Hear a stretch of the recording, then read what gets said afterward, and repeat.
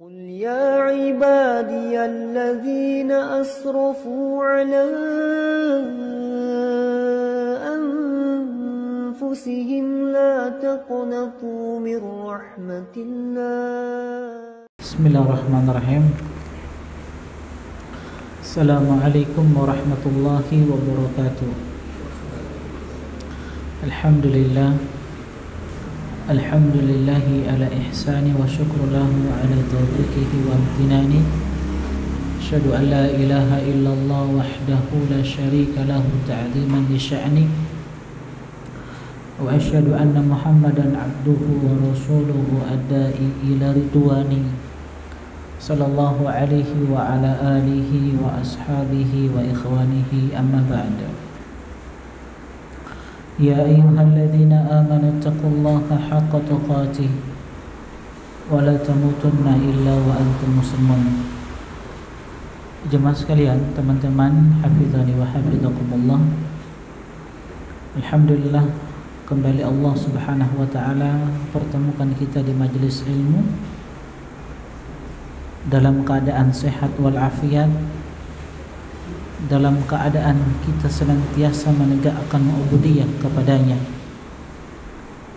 Salawat dan salam semoga tercurahkan kepada manusia yang terbaik, Nabi Muhammad sallallahu alaihi wasallam, pada keluarganya, sahabat-sahabatnya, dan orang-orang yang senantiasa meniti jalan beliau sallallahu alaihi wasallam sampai akhir zaman.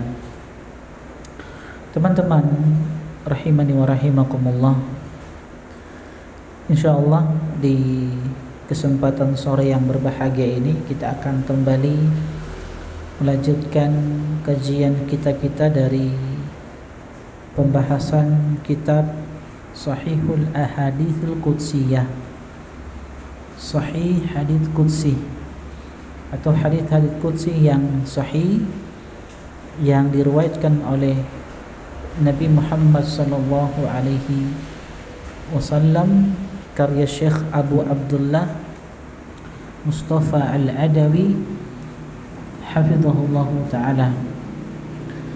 Dan insyaallah pada pertemuan kita kali ini kita akan masuk pada pembahasan hadis yang kedua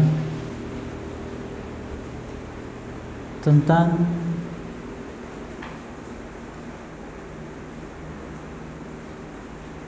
pembahasan yang pertama sudah ya, tentang cara pencatatan kebajikan dan keburukan serta rahmat Allah Subhanahu wa taala dalam hal itu. Kemudian kita akan masuk pada pembahasan yang kedua, firman Allah Subhanahu wa taala dalam surat Al-Baqarah ayat 284. Antum buka halaman 5.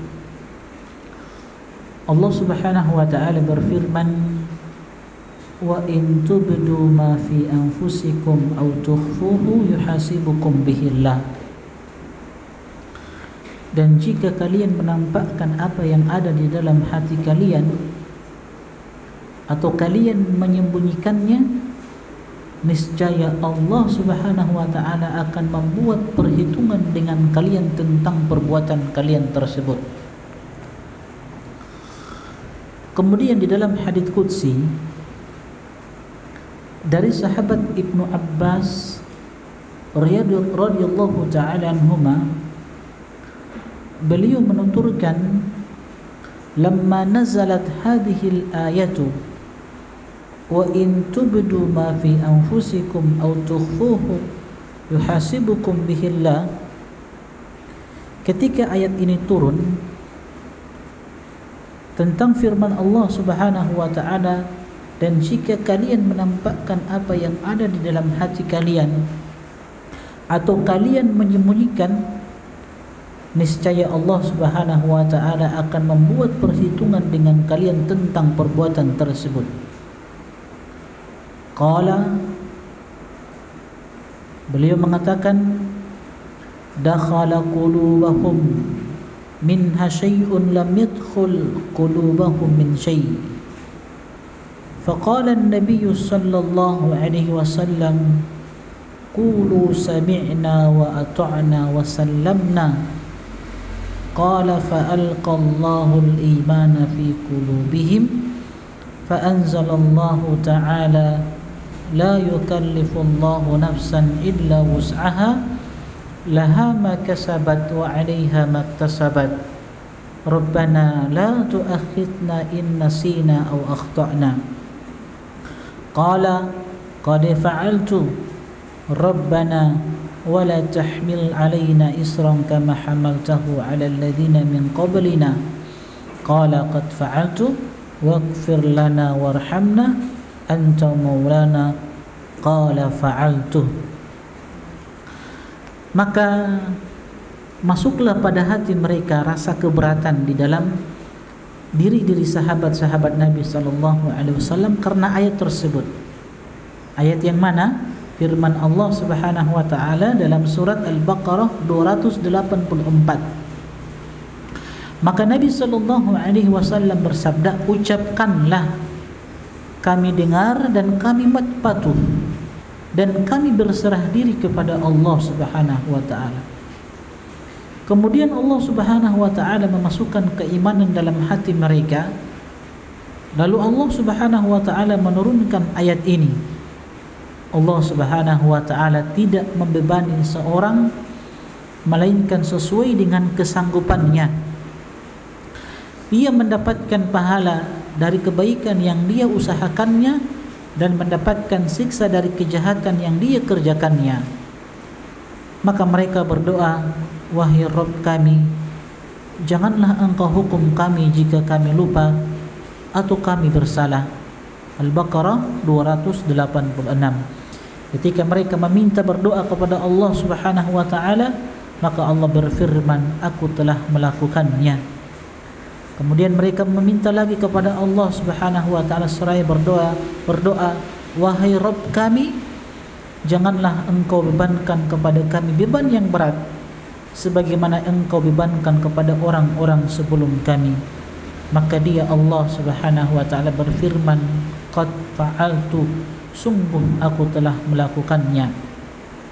Ampunilah kami dan rahmatilah kami, engkaulah penolong kami. Maka dia Allah Subhanahu wa taala berfirman, qad fa'altu, sungguh aku telah melakukannya. Kemudian di dalam riwayat yang lain dari sahabat Abu Hurairah radhiyallahu ta'ala anhu, beliau menuturkan, lamma nazalat ala Rasulillah sallallahu alaihi wasallam, ketika ayat ini turun kepada Rasulullah sallallahu alaihi wasallam, lillahi ma fis samawati wa ma fil ard wa in tubdu ma fi anfusikum aw tukhfuhu yuhasibukum bihillah fayaghfiru liman yasha'u wa yu'adzibu man yasha' wallahu ala kulli syai'in qadir.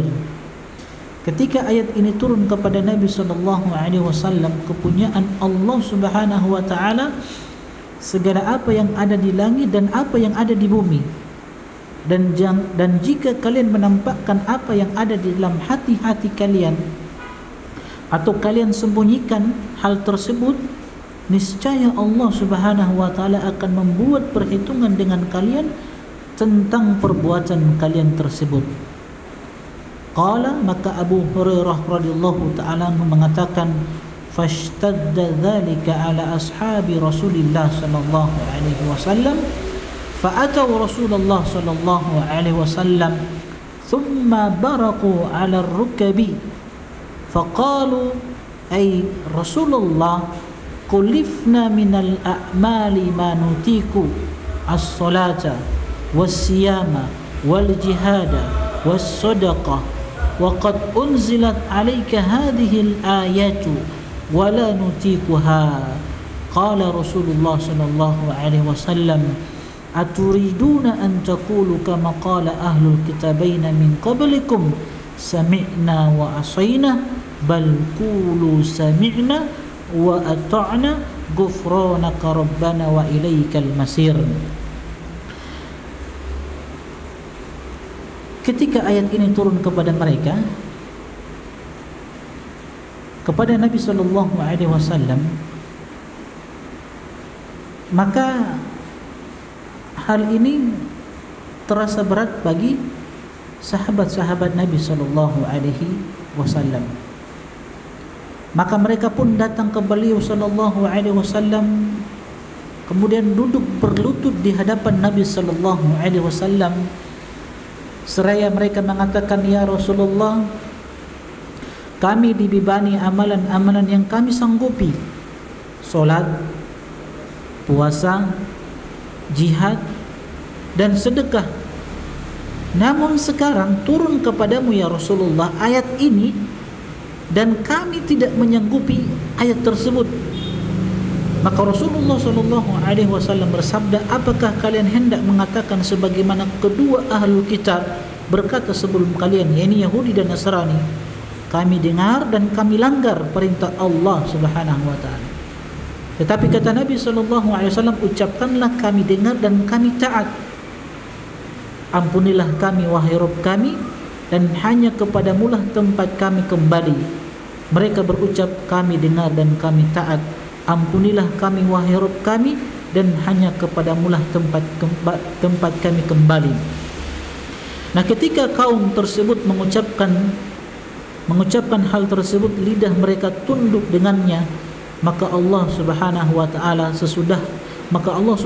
taala menurunkan sesudahnya Rasul Muhammad sallallahu alaihi wasallam telah beriman kepada Al-Qur'an yang diturunkan kepadanya dari Rabb-nya. Demikian pula orang-orang yang beriman semuanya beriman kepada Allah Subhanahu wa taala, malaikat-malaikatnya, kitab-kitabnya, dan rasul-rasulnya.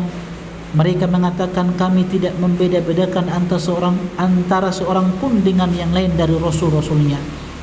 Dan mereka mengatakan, kami dengar dan kami taati. Mereka berdoa, ampunilah kami wahai Rabb kami, dan hanya kepadamulah tempat kembali. Ketika mereka melakukan hal itu, Allah Subhanahu wa taala menghapuskannya. Lalu Allah Subhanahu wa taala menurunkan ayatnya, la yukallifullahu nafsan illa wus'aha. Allah Subhanahu wa taala tidak membebani seseorang melainkan sesuai dengan kesanggupannya. Maka dia mendapatkan pahala dari kebaikan yang dia usahakannya, dan ia mendapatkan siksa dari kejahatan yang ia kerjakannya. Mereka orang-orang beriman dari para sahabat mengatakan, wahai Rabb kami, janganlah engkau hukum kami jika kami lupa atau kami bersalah. Kemudian dia Allah Subhanahu wa taala berfirman, iya, wahai Rabb kami, janganlah engkau bebankan kepada kami beban yang berat sebagaimana engkau bebankan kepada orang-orang sebelum kami. Kemudian dia Allah Subhanahu wa taala berfirman, na'am, iya, wahai Rabb kami, janganlah engkau pikulkan kepada kami apa yang tak sanggup kami memikulnya. Kemudian dia Allah Subhanahu wa taala berfirman, iya, berilah kami maaf, ampunilah kami, dan rahmatilah kami, engkaulah penolong kami, maka tolonglah kami terhadap orang-orang kafir. Maka dia Allah Subhanahu wa taala mengatakan, na'am, iya. Hadis yang diriwayatkan oleh Imam Muslim rahimahullahu taala. Nah, teman-teman sekalian rahimani wa rahimakumullah, ini dua hadis yang menyebutkan tentang kita keadaan sahabat-sahabat Nabi sallallahu alaihi wasallam. Atau dua hadis ini menjelaskan, mengabarkan kepada kita tentang keadaan sahabat-sahabat Nabi sallallahu alaihi wasallam, bahwa mereka sahabat-sahabat Nabi sallallahu alaihi wasallam adalah orang-orang yang senantiasa taat dan tunduk terhadap perintah-perintah Allah Subhanahu wa taala.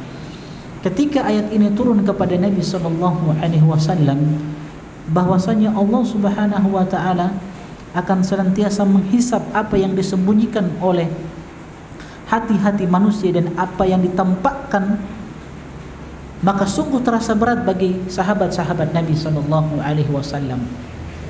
Namun hal itu tidak menjadikan mereka menolak apa yang telah diperintahkan oleh Allah kepada Rasulnya sallallahu alaihi wasallam. Mereka katakan kepada Nabi sallallahu alaihi wasallam, kita ini mampu melakukan apa yang telah diperintahkan oleh Allah Subhanahu wa taala. Tapi ketika ayat ini turun kepadamu ya Rasulullah, hal ini terasa berat bagi kami. Karena sesuatu yang kita sembunyikan, apapun itu akan dihisab oleh Allah Subhanahu wa taala. Maka ini berat bagi sahabat-sahabat beliau sallallahu alaihi wasallam, sehingga Allah turunkan ayatnya sebagai penghapusan dari ayat sebelumnya yang diturunkan kepada Nabi sallallahu alaihi wasallam, la yukallifullahu nafsan illa wus'aha. Nanti kita akan sebutkan apa saja amalan-amalan yang akan dihisab oleh Allah Subhanahu wa taala. Namun pelajaran yang ingin kita ambil teman-teman sekalian, yang pertama dari dua hadis yang dibawakan oleh penulis, yang diriwayatkan oleh Imam Muslim, dan dua hadis yang diriwayatkan oleh Imam Muslim.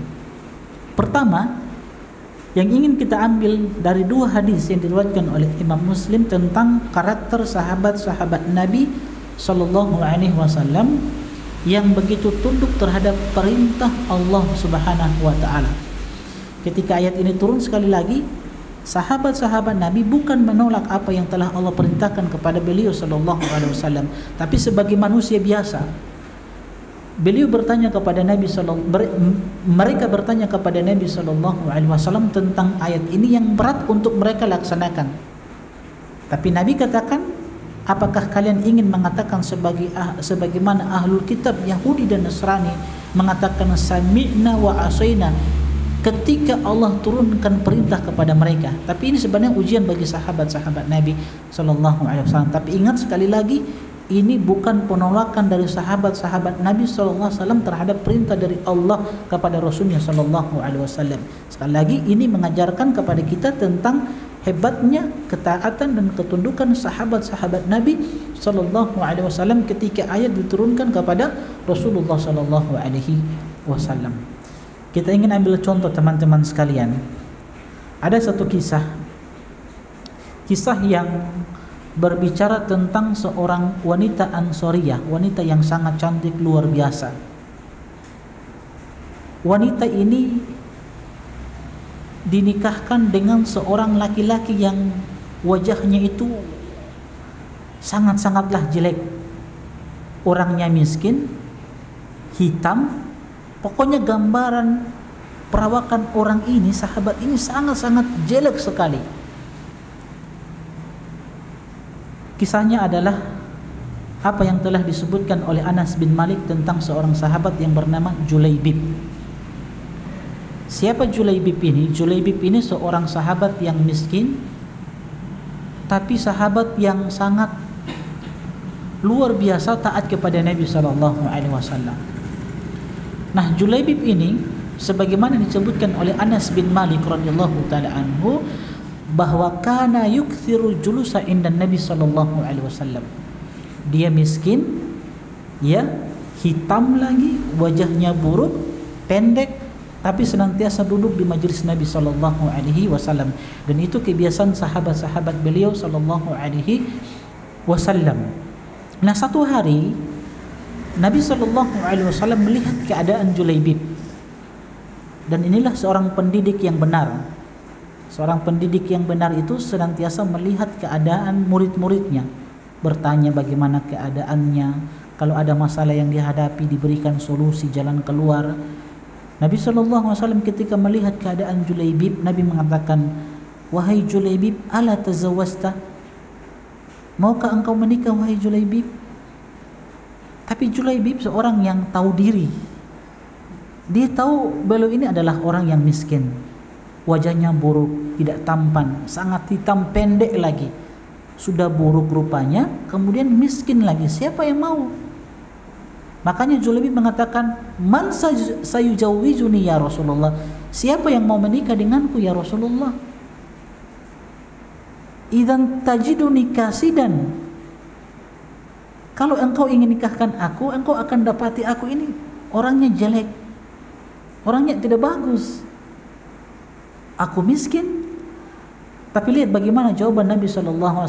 Ini seorang pendidik, beginilah cara memberikan motivasi kepada murid-muridnya. Apa kata Nabi?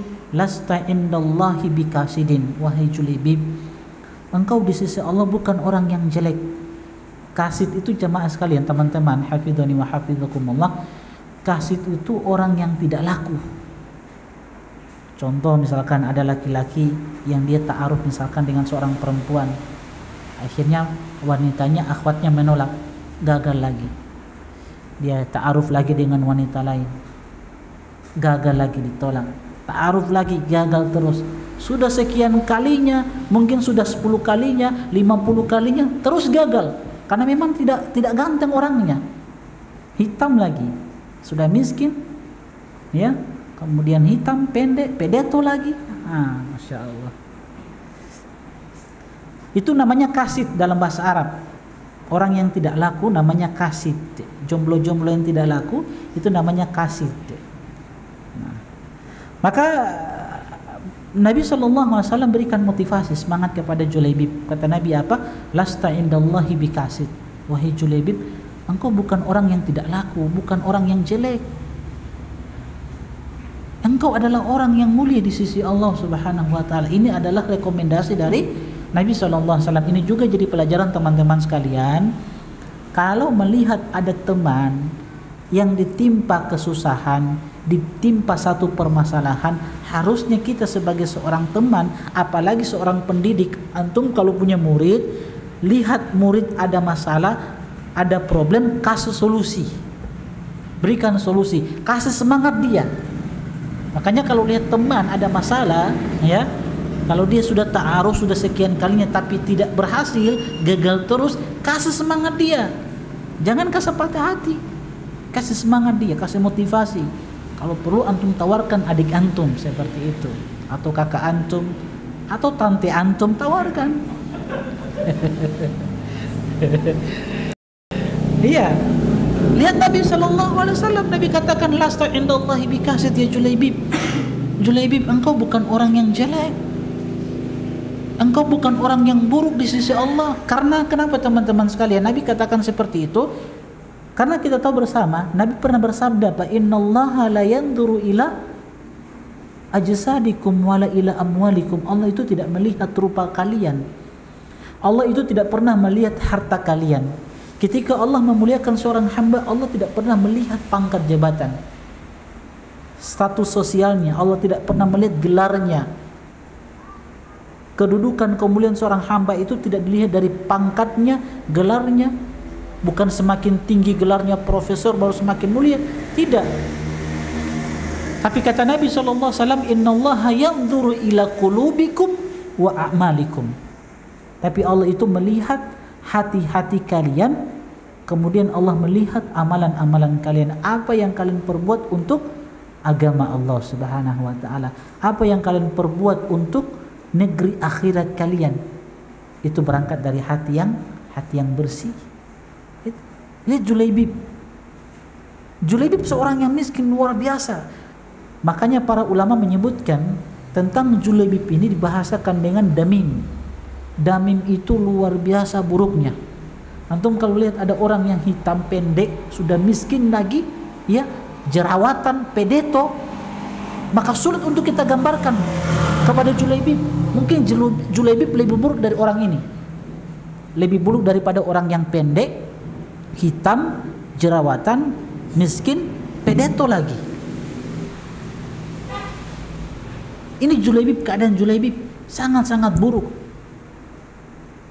Bahkan orang tidak mau dekat-dekat dengan Julaibib. Tapi subhanallah teman-teman sekalian, kata Nabi SAW, lasta indallahi bikasid. Allah itu tidak pernah, apa kata beliau, engkau wahai Julaibib, di sisi Allah bukanlah orang yang jelek. Karena memang Allah melihat ketakwaan, Allah melihat keimanan seorang di antara kalian. Maka ketika Nabi SAW memberikan motivasi kepada Julaibib, kalau begitu aku siap ya Rasulullah. Maka Nabi SAW mencari-cari wanita yang cocok dengan Julaibib. Nah, ada seorang wanita Ansoriyah yang tinggal di kota Madinah, yang wanita ini soleha, luar biasa solehanya, dan luar biasa cantiknya, putih lagi, Masya Allah.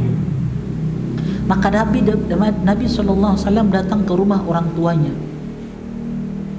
Nabi datang mengatakan, aku ingin melamar anak putrimu. Oh, Masya Allah, bapaknya senang luar biasa. Karena yang melamar siapa? Nabi SAW. Karamah ya Rasulullah, ini sebuah kemuliaan bagi kami. Karena kehidupan para sahabat-sahabat Nabi, puncak kehidupan mereka cuma Allah dan Rasulnya SAW. Jadi ketika Nabi datang untuk melamar putri-putri mereka, itu luar biasa senangnya. Makanya sahabat-sahabat senior seperti Abu Bakar, beliau tawarkan anaknya. Siapa? Aisyah, istri Nabi SAW. Umar tawarkan anaknya, putrinya siapa? Hafsah, putri Umar menikah dengan Nabi SAW. Karena itu sebuah kemuliaan ketika Nabi SAW bisa menikahi putri-putri mereka. Ya, ini juga teman-teman jadi pelajaran bagi antum. Ketika ada sahabat, teman-teman siapapun itu, ya, kalau antum melihat orangnya bertakwa, antum lihat orangnya baik akhlaknya, tidak harus bergelarkan LC, tidak harus bergelarkan MA, nggak harus mahasiswa Medina, nggak harus mahasiswa Lipia, ya. Yang penting dia bertakwa, akidahnya bagus, ya. Walaupun dia sering temani ustadz, mendampingi ustadz kemanapun ustadz jalan dia dampingi, kalau dia orangnya baik, akhlaknya bagus, antum tawarkan dia akhwat, adik antum. Tidak harus ustadznya yang antum tawarkan. Gitu ya. Yang penting bertakwa. Gitu. Tapi kalau antum tawarkan ke ustadz, itu lebih utama lagi, Masya Allah.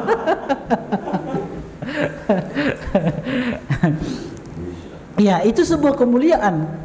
Sebuah kemuliaan kalau ada teman-teman, Masya Allah, yang antum lihat solehannya soleh luar biasa, ya, taat dia beribadah, akidahnya bagus, akhlaknya dermawan dia, ya, walaupun wajahnya tidak terlalu tampan ganteng, yang penting kan agamanya. Itu sebuah kemuliaan bagi antum, Masya Allah, bisa memberikan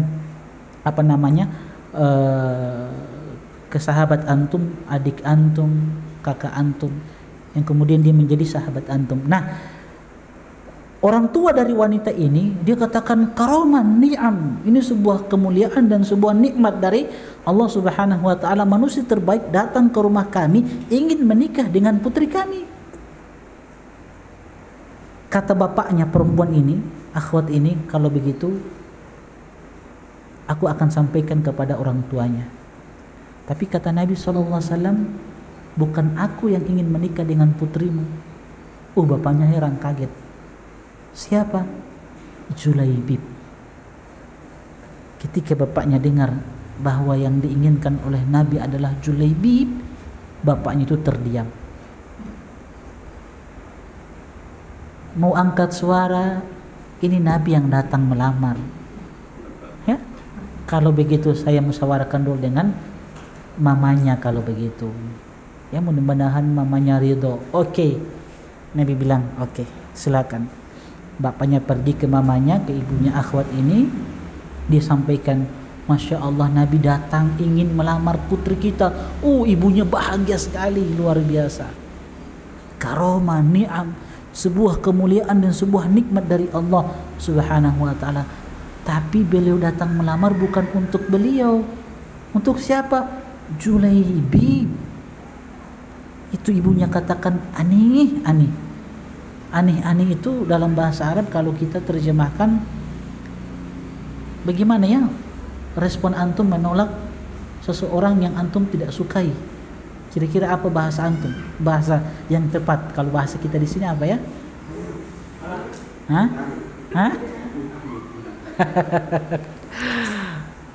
Dikatakan aneh. Maksudnya apa ya? Aneh itu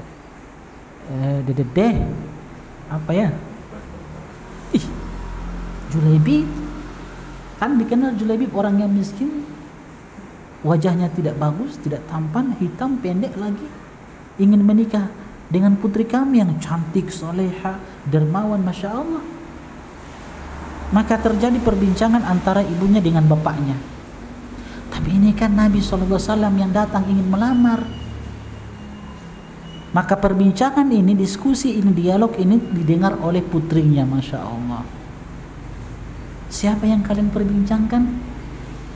Nabi SAW. Apakah beliau melamar diriku? Mereka katakan, beliau datang ingin melamar engkau, tapi untuk Julaibib.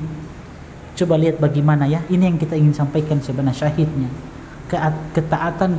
Ketaatan dari seorang wanita yang luar biasa, soleha, cantik, masya Allah, dermawan. Dia katakan, apakah kalian ingin menolak apa yang dibawa oleh Rasulullah SAW? Makanya beliau bawakan ayat, wa makana li mu'minin wala mu'minatin idza qadallahu wa rasuluhu amran an yakuna lahumul khiyaratu min amrihim. Jadi anaknya ini, putrinya ini ingatkan satu ayat kepada kedua orang tuanya. Apakah pantas bagi orang-orang yang beriman, laki-laki dan perempuan, ketika Allah dan Rasulnya telah putuskan satu perkara, apakah mereka mengambil putusan yang lain? Karena tidak pantas bagi orang yang beriman, muslim dan muslimah, ketika Allah dan Rasulnya sudah putuskan satu perkara, dia ambil perkara yang lain, putusan yang lain. Itu tidak pantas bagi orang yang beriman. Maka sudah mereka datang kepada Nabi SAW, ya Rasulullah, sekarang urusanmu. Ya, sekarang kalau ingin engkau nikahkan silakan, itu urusanmu. Maka Nabi SAW nikahkan beliau dengan Julaibib. Masya Allah ya, wanita yang cantik, soleha, menikah dengan seorang laki-laki yang ya sulit kita gambarkan lah. Tapi dari sisi keagamaannya sama. Dua-duanya taat beribadah kepada Allah Subhanahu wa taala. Karena memang kebahagiaan dalam rumah tangga itu kan memang diukur dari apa? Dari keimanan, dari ketaatan mereka kepada Allah Subhanahu wa taala. Kebahagiaan dalam rumah tangga itu tidak diukur dari pangkat, jabatan, harta. Makanya ana sering menyampaikan nasihat pernikahan. Sebenarnya di dalam membangun keharmonisan rumah tangga itu cukup satu saja. Antum perbaiki keimanan, antum perbaiki ketakwaan antum, sudah selesai masalah. Kalau ingin bahagia dalam rumah tangga, istri taat sama suami, ya begitu juga kalau ada istri-istri ingin suami patuh, sayang sama istri, sudah perbaiki keimanan, hubungan kita dengan Allah Subhanahu wa taala. Bukankah Nabi pernah mengatakan apa? Kalau Allah sudah cinta kepada satu kaum, kalau Allah sudah cinta pada hambanya, Allah akan panggil Jibril alaihissalam. Allah akan sampaikan bahwa Allah cinta kepada seorang hamba. Kalau Allah sudah cinta, maka penghuni langit yang mereka adalah malaikat-malaikat Allah Subhanahu wa taala akan mencintai seorang hamba yang telah dicintai oleh Allah Subhanahu wa taala. Kemudian setelah itu apa yang terjadi? Kata Nabi, Allah tanamkan rasa cinta itu di hati makhluk-makhluknya. Jadi mudah untuk mengambil cinta seseorang itu. Bagaimana caranya? Raih dulu cinta Allah Subhanahu wa taala. Baru antum bisa dapatkan cinta manusia. Artinya kalau kita sudah dicintai oleh Allah, maka dengan sendirinya manusia akan cinta kepada kita. Begitu caranya. Jadi perbaiki ketakwaan, keimanan kita kepada Allah Subhanahu wa taala. Oke, akhirnya mereka menikah. Ketika putrinya ini, wanita ini katakan, kalau Nabi yang datang melamar, idzan la yudayyi'uni. Beliau sallallahu alaihi wasallam tidak akan menyia-nyiakan diriku. Ini manusia terbaik ini. Beliau berbicara dengan wahyu. Makanya beliau katakan kalau beliau yang datang melamar, beliau tidak akan menyia-nyiakan diriku. Artinya teman-teman sekalian, kehidupan mereka pasti akan bahagia. Dan akhirnya ketika mereka didoakan oleh Nabi SAW, Nabi doakan dengan kebaikan yang luar biasa. Allahumma subba alaihim subba alaihimul khaira subba. Ya Allah, berikanlah kebaikan yang banyak untuk keduanya. Berikan harta yang melimpah kepada keduanya. Akhirnya apa? Setelah menikah kan hidupnya apa? Bahagia, Masya Allah. Hidupnya bahagia, dapat harta yang melimpah. Cuman kehidupan mereka berdua, ya, rumah tangga mereka berdua kan tidak lama. Tidak lama setelah pernikahan mereka kan Nabi SAW mengumumkan perang. Maka Julaibib ikut berperang bersama Nabi SAW. Dalam peperangan Julaibib meninggal. Nah, disinilah Nabi SAW membuktikan bagaimana beliau cinta kepada sahabat Julaibib. Ketika orang-orang mencari karib kerabat mereka yang meninggal dalam peperangan tersebut, Nabi katakan, afqadu Julaibab, afqadu Julai, aku kehilangan seorang yang bernama Julaibib, kata Nabi sallallahu alaihi wasallam. Sahabat-sahabat yang lain cari karib kerabat mereka, tapi Nabi katakan apa? Aku kehilangan seseorang. Kata Nabi, aku kehilangan Julaibib. Ternyata ketika dicari Julaibib itu meninggal, dan di sekitarnya itu ada 7 orang musyrik. Ternyata kata Nabi SAW, Julaibib membunuh mereka, mereka pun membunuh Julaibib. Artinya ketika Julaibib berhasil membunuh mereka semua dalam keadaan beliau terluka, yang menjadikan beliau itu meninggal. Artinya 7 ini membunuh Julaibib. Akhirnya apa yang terjadi teman-teman sekalian? Nabi sendiri yang memeluk Julaibib radhiyallahu ta'ala anhu, dan beliau yang kuburkan Julaibib.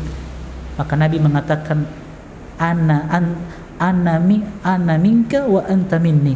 Sesungguhnya aku bagian darimu dan engkau bagian dari diriku. Ini kecintaan Nabi sallallahu alaihi wasallam kepada Julaibib. Tapi teman-teman sekalian, yang menjadi syahidnya bahwasanya wanitanya, istrinya ini seorang wanita yang luar biasa. Makanya setelah Julaibib itu meninggal, maka istrinya menjadi seorang wanita janda yang sangat dermawan ketika itu di kota Madinah, dan wanita yang paling banyak bersedekah. Karena apa? Karena doa dari Nabi sallallahu alaihi wasallam. Orang-orang ingin menikahi istrinya Julaibib, tapi semuanya ditolak. Dan beliau katakan, aku ingin menjadikan Julaibib adalah suamiku di dunia dan suamiku di akhirat. Masya Allah. Kenapa seperti itu teman-teman sekalian? Ada seorang istri katakan, aku ingin menjadikan suamiku di dunia dan suamiku di dunia. Kenapa ada perempuan bisa bilang seperti itu? Kenapa? Kalau ada seorang istri katakan, aku ingin menjadikan dia suamiku di dunia dan suamiku di akhirat. Apa sebabnya wanita bisa bilang seperti itu? Ada perempuan di belakang? Ada perempuan? Ada? Ada akhwat di belakang? Ada? Ada? Nah, mungkin akhwat yang bisa jawab, Umahan. Kira-kira kalau anti mengatakan dia suamiku adalah suami di dunia dan suami di akhirat, kenapa anti bisa bilang seperti itu? Kira-kira apa alasannya?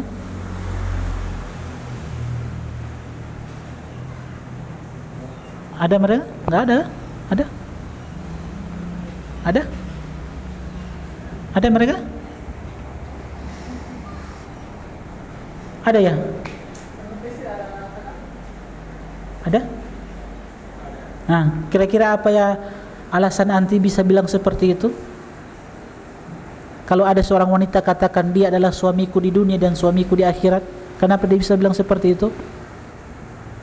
Hah? Nah, kira-kira apa? Apa alasannya? Hah? Bahkan dia tidak mau menikah lagi. Dia ingin jadikan suami itu di dunia dan di akhirat. Kenapa bisa seperti itu? Hah? Enggak juga, enggak cinta juga. Kenapa? Hah? Iya, Masya Allah, karena baiknya perilaku akhlak suami kepada istri, itu yang menjadikan dia betah sayang kepada suaminya, sehingga dia tidak mau menerima laki-laki lain di hatinya selain suaminya. Hah?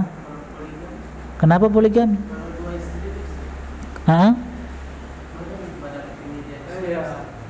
Kalau 2 istri yang mendampingi dia di surga, dua-duanya. Iya, dua-duanya mendampingi dia di surga. Enggak. Kalau istri, kalau perempuan dia menikah, misalkan dalam kehidupannya dia menikah sebanyak 3 kali, begitu, atau 2 kali dia menikah. Nah, bagaimana nanti kalau di akhirat nanti, kalau wanita ini masuk surga, kemudian 2 suaminya juga ini masuk surga, Hah? Enggak, kalau istri tidak. Kalau antum menikah empat-empatnya soleha, semuanya masuk surga, semuanya mendampingi antum di surga. Kalau perempuan, yang mendampingi dia di surga nanti adalah suami terakhir, gitu. Suami terakhir. Kalau dua-duanya masuk surga, yang dua suaminya, suami pertama, suami kedua masuk surga, maka suami terakhir itu yang akan mendampingi dia di surga nanti. Begitu penjelasan para ulama. Jelas ya? Kalau perempuan tidak, kalau laki-laki tidak, kalau dia menikah empat-empatnya masuk surga, akan menemani dia di surga plus bidadari, Masya Allah. Sudah 4 plus lagi bidadari. Kan luar biasa. Makanya perbaiki akhlak antum, perbaiki hubungan antum dengan istri.